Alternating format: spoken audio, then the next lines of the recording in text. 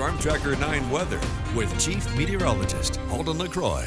Welcome back. It is a toasty one out there, and we are going to be seeing some heat relief heading into the next couple of afternoons. So take a look at some of these numbers right now. Sitting at 91 for Eugene, 94 across areas of Roseburg, and that shade of green is the Oregon coast, where we have been locked in with marine layer for most of the day. But right now we are sitting in the upper 50s to where even 54 degrees up toward Newport. So a little bit of sunshine, but still we are expecting that to return overnight tonight. In fact, you can see the marine layer starting to push right back in toward areas of Florence, down toward Coos Bay, but it's clear here across Willamette Valley. If you're up toward Oak Ridge, you may actually see some of these thunderstorms off in the distance. Again, this is mainly out toward Deschutes County, but there's Oak Ridge right there on the edge of your screen. This is kind of looking toward the south and the east, and this looks like it's going to hold east of the Cascades. For the most part, we could get a stray lightning strike, so just keep that in mind for Oak Ridge, up toward Blue River as well, and even Sweet Home. Just keep that in mind. Here's the moisture source.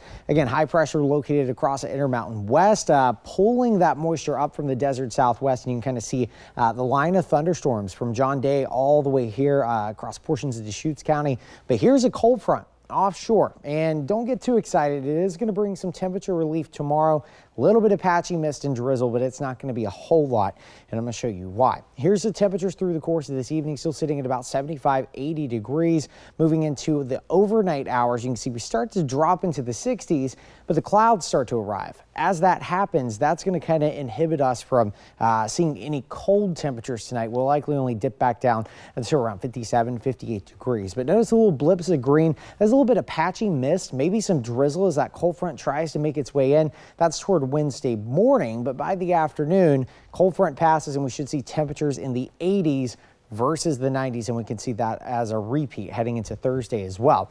All right, for your activity forecast, not looking too bad tomorrow. All is green, all is good. Just a little bit of morning drizzle and mist. If you want to hit the golf course, the afternoon going to be a little bit better, maybe a little damp first things first in the morning, but by the afternoon, 82 degrees, and you could not ask for better conditions tomorrow evening. Here's a look at some of those temperatures over the next several days. They're climbing. We are back into the 90s, possibly up to 96 degrees, but here's the trough of low pressure that is going to temporarily cool things down tonight, but you can see high pressure starts to build right back in, and those temperatures are going to be even warmer heading into next week. 7-day forecast for the Central Coast, 66 tomorrow after a little bit of morning drizzle and mist. You can kind of see the trend. Morning fog, afternoon sun every day as a result of that strong marine push, but afternoon temperatures will be better. Man, oh man, Roseburg, you get a little bit of a break tomorrow and Thursday. Notice toward the weekend, Saturday, Sunday, we are likely going to hit our first 100 degree by Sunday and Monday. Across the Cascades, shower chances, believe it or not, from this cold front starting to pass through the region. By the weekend, mainly sunny skies, and we're back into the mid-80s. Across the Willamette Valley, 82 tomorrow, 84 Thursday, but notice the climb. If you're not a fan of the 90s, well, don't look at this 7-day forecast. We got a lot on the way. You're watching Oregon News Now on KZF.